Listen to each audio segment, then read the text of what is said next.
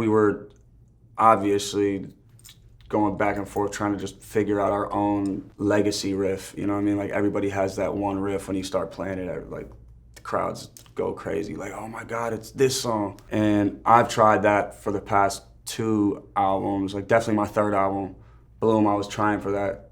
I got close, but this one, as soon as he, like we would go back and forth, we both had guitars. So my friend Nick was playing and I would play stuff. When he played, I was like, stop everything and record that.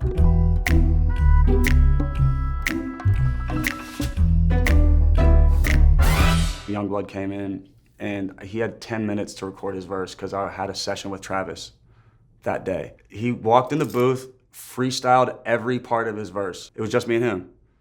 And I was just like, and when I say freestyle, I don't mean like figuring it out off the top of the head. Came with roll me up and smoke me low. And I was like, all right, well, I gotta go. Thanks, man. I'll be back. Watch what I'm gonna do with this song. And I FaceTimed him 15 minutes later and Travis was playing drums in there because I walked in and played it for Travis. He was like, oh, dude, I gotta lay something on this. Watch me. Take a good thing and fuck it all up in one night. We're all essentially hanging out, the guitar riff's playing, and there's all these girls making drinks and things like that, and I freestyle this line where I'm like, watch me, take a good thing and fuck it all up in one night. And I'll never forget, all the girls looked at each other like, oh, fucking mood. That was the confirmation for me that we're running with that as the first line. Every time I hear that first line play for someone that hasn't heard the song, they're always like, oh, me last night. Catch me, I'm the one on the run away from the headlights. No sleep, up all week wasting time with people I don't like. I think that something's fucking wrong with me. When I was recording Hotel Diablo, I feel like the studio house that majority of that record was recorded in literally was Hotel Diablo. I mean, that place was like open doors for the entire city of Los Angeles. It was so dark. You'd be in a like a 4-day bender and you realize like, ew, like, who are these people? Like, why am I wasting all these time with people I don't like?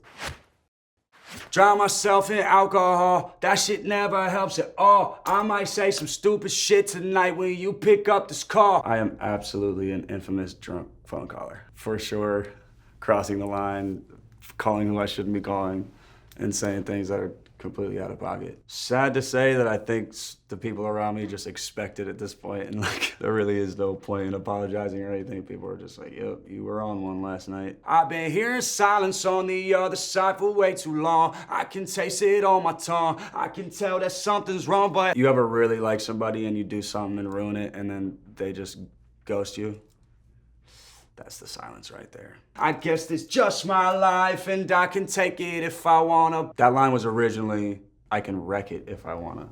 And I'll never forget, YUNGBLUD looked at me and he was like, it's fucking corny, man. And we were just like, oh, well, that's easy. Like, it's just my life and I can take it if I wanna. And everyone was like, yes. I think a lot of people think it just immediately means it's suicide or, you know, I think it's really just like, I can take back my life. Take your destiny into your own hands. You know, manifest what you want and make your life yours. But I cannot hide in hills of California because these hills have eyes and I got paranoia. I hurt myself sometimes, is that too scary for you? When I say the hills have eyes and I got paranoia, it's really just a reflection of living in Hollywood. Like there's so many people interested in your life and your business and just everything travels around, you know, word, just gossip, and it's really ugly. And I guess me saying I hurt myself sometimes, is that too scary for you, is